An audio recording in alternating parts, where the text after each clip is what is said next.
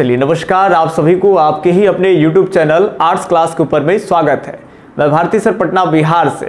तो जैसा कि पिछले वीडियो क्लास में हम आपसे वादा किए थे, जितने भी 11th क्लास में जो आर्ट्स लेने वाले बच्चे हैं और उनका हिस्ट्री है, चूंकि हिस्ट्री की तैयारी हम आपको YouTube पे फ्री ऑफ कॉस्ट शून्य से लेकर के और शिखर तक कराएंगे ही कराएंगे। तो पिछले वीडियो क्लास में हिस्ट्री का नया एनसीईआरटी पैटर्न का जो सिलेबस आया है वो हम आपको पिछले वीडियो में दिए थे, और इस वीडियो क्लास में फर्स्ट चैप्टर आपको चालू कर देंगे, जिस चैप्टर का नाम है लेखन कला और शहरी जीवन। तो यहां हम बात कर ले लेखन कला और शहरी जीवन को लेकर के। तो पहले के पुराने एनसीईआरटी के पाठ्यक्रम के अकॉर्डिंग ये सेकेंड चैप्टर होता था, लेकिन अब जो एनसीईआरटी जो नया सिलेबस दी है उसके अकॉर्डिंग लेखन कला और शहरी जीवन ये फर्स्ट चैप्टर हो गया है। तो यहीं से हम आपकी जो है वो सिलेबस की शुरुआती करते हैं। तो बिल्कुल आराम से धैर्य बना के रहेंगे, बहुत कुछ आप सीखने वाले हैं और एकदम क्रम से। 11th के बच्चों को हम बताना चाहेंगे कि आपके लिए प्लेलिस्ट भी बना दिए गए हैं आर्ट्स क्लास के इस चैनल पे। वहां लगातार हिस्ट्री के जो वीडियो है और ज्योग्राफी को जो वीडियो है वो अब डाले जाएंगे। एक सप्ताह में 2 आपको जो वीडियो लेक्चर्स है वो आपको मिलेंगे ही मिलेंगे। और इसके अलावा आपको व्हाट्सएप पे अगर हमसे जुड़ जाइएगा तो आपको नोट्स भी देते जाएंगे। तो चलिए आज के हम लोग कहानी को करते हैं सर शुरू। देखिए, दरअसल इस टॉपिक की बात कर ले लेखन कला और शहरी जीवन, तो इसमें एक सिविलाइजेशन के बारे में आपको पढ़ना है। सिविलाइजेशन जिसको हिंदी में सभ्यता कहते हैं, और सभ्यता क्या है अभी हम आपको बताएंगे, लेकिन समझना है कि एक सभ्यता के बारे में पढ़ना है और इस सभ्यता को कहते हैं मेसोपोटामिया की सभ्यता। जबकि 6th क्लास में आप एक सभ्यता पढ़े होंगे जिसको कहते हैं हड़प्पा की सभ्यता। ये 6ठा क्लास में पढ़ना था और फिर आप यही चीज 12वां में पढ़ेंगे। तो हड़प्पन सिविलाइजेशन जिसको इंडस वैली सिविलाइजेशन बोलते हैं वो 6th क्लास में पढ़ना था, फिर 12th में पढ़ेंगे। और आज जो सिविलाइजेशन पढ़ रहे हैं इस सिविलाइजेशन को कहते हैं मेसोपोटामिया की सभ्यता। अगले दिन से बहुत सारी जो बातें होगा हम लिंक कराएंगे कि भारत में भी एक सभ्यता है जिसको हड़प्पा की सभ्यता कहते हैं, और एक इराक में सभ्यता है इसको कहते हैं मेसोपोटामिया की सभ्यता। तो सबसे पहले लोकेशन हम आपको दिखाएं कि यह सभ्यता दुनिया में कहां रही थी इसके बारे में। ये भारत है, लगभग हम आधा अधूरा पारे हैं। आप इसको इस तरह से मान सकते हैं सर कि ये हमारा इधर का भाग है भारत जी। अब इधर से काम नहीं तो छोड़ दीजिए। ऊपर में जाएंगे भारत के तो उत्तर, नीचे आएंगे तो दक्षिण, इधर जाएंगे तो पश्चिम होता है सर, और इधर भारत में जाएंगे तो पूरब। ये दुनिया के मैप में, वर्ल्ड मैप पे भी यही चीज चलेगा। दाहिनी और अगर मैप पर ही अगर मुंह लगा देंगे अपना तो हमारा दाएं हाथ जो है वो पूरब को इंडिकेट करेगा, और हमारा बायां जो हाथ हो जाएगा सर ये पश्चिम को इंडिकेट करेगा। अगर मूड़ी के बात कर लेंगे तो उत्तर, गोड़ के बात कर लेंगे पैर के तरफ तो दक्षिण। अब ये बात कर ले भारत में उत्तर, और इधर अगर जा रहे हैं सर तो पश्चिम। तो उत्तर पश्चिम में जैसे ही हम भारत से बढ़ेंगे तो आपको पहला एक मुस्लिम कंट्री मिलेगा, इसको कहते हैं पाकिस्तान। हमारा पड़ोसिया है, हमारा भाई है। अब पड़ोसिया उसी को कहते हैं कि जिसके घर के दीवारें ये खिड़कियां आपके घर के दीवार ये खिड़कियां से मिलती है, उसको पड़ोसिया कहते हैं। तो देखिए इनका जो बाउंड्री लाइन है हमसे सट रहा है तो ये हमारा पड़ोसिया हो गया, और ये पाकिस्तान यहां तक सटता है। इसके बाद से पाकिस्तान का पड़ोसिया है जिसका नाम है सर अफगानिस्तान। शॉर्ट में लिख रहे हैं, आप समझ जाइएगा अफगानिस्तान। लेकिन अफगानिस्तान पाकिस्तान का ही पड़ोसिया नहीं है। अफगानिस्तान की सीमा ऊपर से आकर के भारत से भी सटती है, तो भारत के भी पड़ोसिया कहलाएगी अफगानिस्तान और पाकिस्तान। जब और आप पश्चिम में बढ़ेंगे, भारत के उत्तर और पश्चिम में और आप बढ़ेंगे वर्ल्ड मैप पे, तो पाकिस्तान, अफगानिस्तान, इसके बाद एक कंट्री मिलेगा, इसका नाम है सर ईरान। बड़ा मजा आएगा आपका। ये 11th में बेसिक्स आप सब चीज पढ़े रहेंगे, मैप पे देखे रहेंगे। तो 12th में पढ़ाएंगे इराक ईरान दोनों लड़ गया, लगातार कई वर्षों तक लड़ रहा है, और इराक की हालत खराब है लड़ते लड़ते।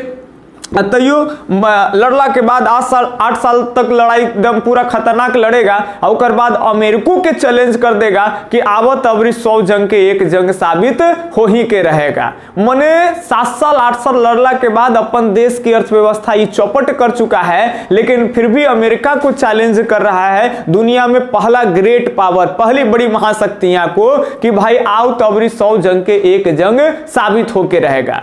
समझ रहे बात ना। यहाँ के राष्ट्रपति सद्दाम हुसैन रहेंगे, बड़ा मजा आ जाएगा, लेकिन अभी चीजों को समझेंगे। तो ये सर पाकिस्तान है, अफगानिस्तान है, ईरान है, और ईरान जब हम पार करते हैं तब ये ईरान का पड़ोसिया हो गया इराक। एकदम बढ़िया से देखो, बारीकी से देखो, ईरान की सीमा पाकिस्तान से भी टच कर रहा है, तो पाकिस्तान का भी ये पड़ोसिया हो गया, अफगानिस्तान का भी ये पड़ोसिया हो गया। और ये जो इराक है इसी को आपको एकदम पूरा बढ़िया से एकदम इतना हाई क्वालिटी एकदम देखो इसको कि एकदम मन में इसका इमेज एकदम लॉक कर लो। सुन बात ना। तो ये इराक है और ये अपना हिंदुस्तान भारत है। 1947 से पहले ये पाकिस्तान का जो बेल्ट है ये भी भारत में ही आता था। अब यहां ध्यान से सुनेंगे, कहते हैं भारत में जो सभ्यता है हड़प्पा की सभ्यता, उसकी खुदाई नहीं हुई है, उसकी कोई जानकारी नहीं है। उसकी जानकारी 1921 से होगा, और वो भी जब 12th में आएंगे तब बताएंगे कि 1921 में तो खाली खुदाई हो रहा है, वर्ल्ड में सिविलाइजेशन की घोषणा कब हो रही है वो सब बात चलेगा। अभी एक झलक दे रहे हैं हम आपको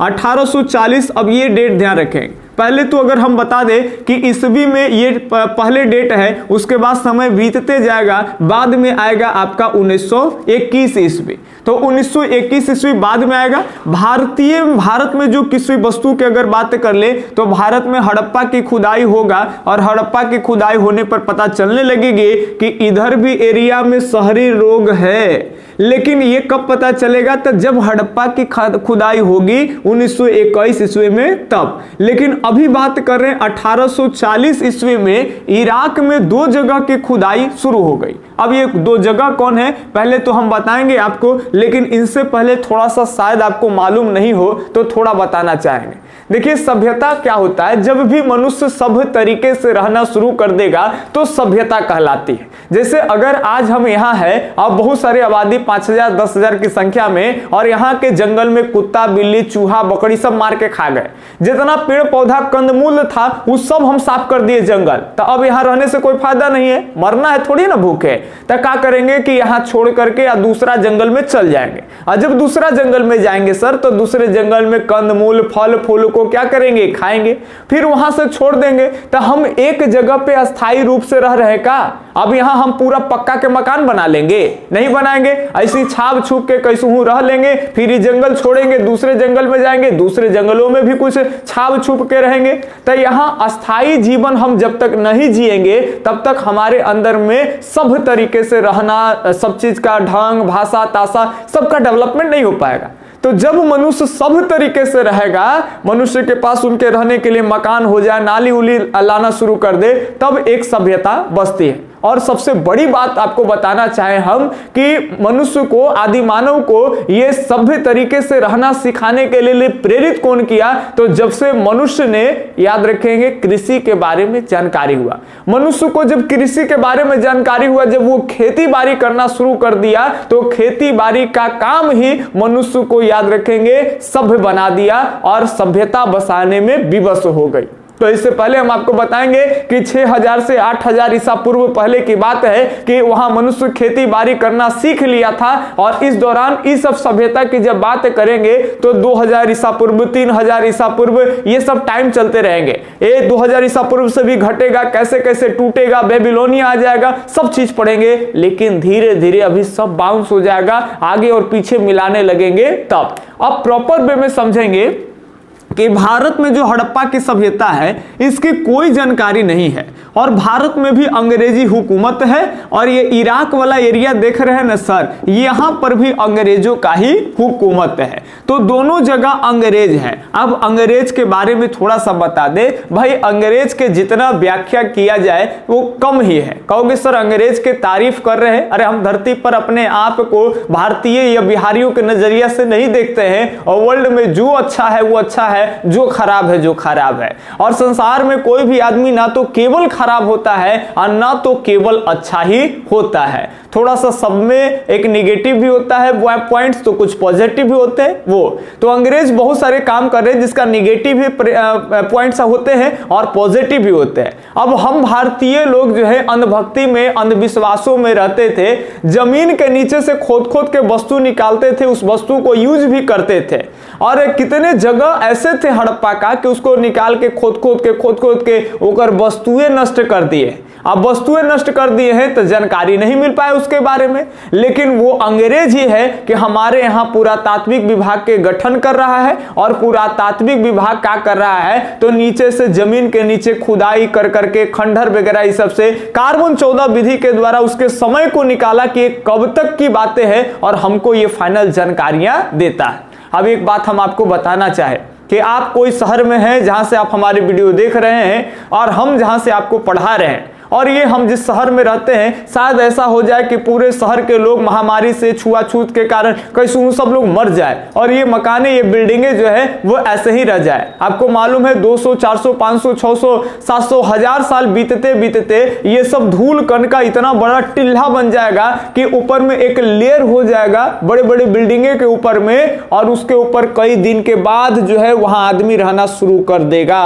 कहीं बाहर से लोग आएंगे, उन लोग को मालूम नहीं रहेगा कि इसके नीचे भी पहले सभ्यता दबी हुई थी। जैसे गांव के आदमी कहते हैं ना कि नीचहू आदमी रहता है, ये सब पहले की बातें हैं कि किसी जगह पे लोग, अब इराक में बहुत दिन के बाद लोग आकर के रहने लगे, उनको मालूम ही नहीं था कि इसके नीचे एक सभ्यता दब गई है, इसके नीचे भी एक सभ्यता चली है, उसको मेसोपोटामिया की सभ्यता कहते हैं। इराक के लोगों को यह मालूम नहीं था, लेकिन अंग्रेज का हुकूमत यहां था और अंग्रेज वगैरह हम आपको अगले वीडियो क्लास में बताएंगे कि कैसे उनके ओल्ड टेस्टा जो आएंगे ईसाई धर्म का ग्रंथ, उसमें उस बात का जिक्र मिलेगा, शहर का उल्लेख मिलेगा और अंग्रेज वहां खुदाई शुरू कर देगा।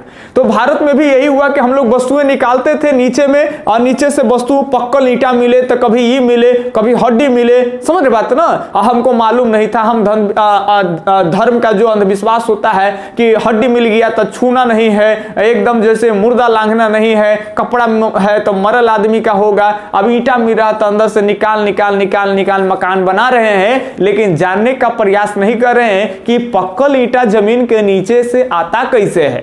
समझ बात ना। तो ये चीज हो गया। अब अंग्रेज भला चालाक है, अंग्रेज इराक में खुदाई कर दिया उन तमाम जगहों पर और पता चला कि यहां विश्व में सबसे शहरी सभ्यता है।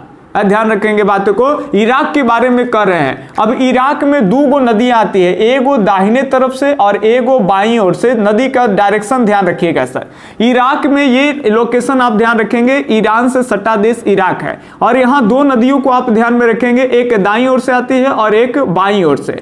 अब दाईं ओर वाला नदी को कहते हैं सर दजला, ये ध्यान रखेंगे। दाईं ओर वाले नदी को क्या कहेंगे तो दजला कहेंगे, और बाईं ओर वाले नदी को क्या कहेंगे तो फरात कहेंगे। अब एक बार और हमें थोड़ा सा याद आ गया, अभी तक आप वीडियो को लाइक नहीं किए हैं तो प्लीज लाइक कर दिया कीजिए। जब लाइक में कमी रहेंगे, बच्चे बहुत ज्यादा देखेंगे, लाइक नहीं रहेगा तो हम बीच में ही आपके लिए फ्री कंटेंट बनाना स्टॉप कर देंगे। तो हम आपके लिए सर मेहनत करते हैं, तो बस हमें एक लाइक की कामना है, और अगर आपको समझ में आ रहा है, हमसे इंटरेक्ट है, मजा आ रहा है, तो एक कमेंट कर दीजिएगा, तो आओ बेजोड़ बात हो जाएगा। समझ बात ना, एकदम हमर करेजा तोर करेजा दोनों के मिल जाएगा चिला। तो एकदम एगो लाइक मारिए, हो सके तो गुरुजी ला एगो कमेंट कर दीजिए। चलिए अब इन्हें देखिए, कहते हैं कि ये हो गया सर दजला और ये हो गया फरात, ये हम इधर पा रहे हैं। आपको इराक के मैप पे सोचना है कि 2 नदी आ रही है। अब देखो आराम है, एक याद करो, कभी कभी कंफ्यूजन होता है बच्चे बाद में, अभी तो देख रहे हो तो आप बता रहे हो भैया,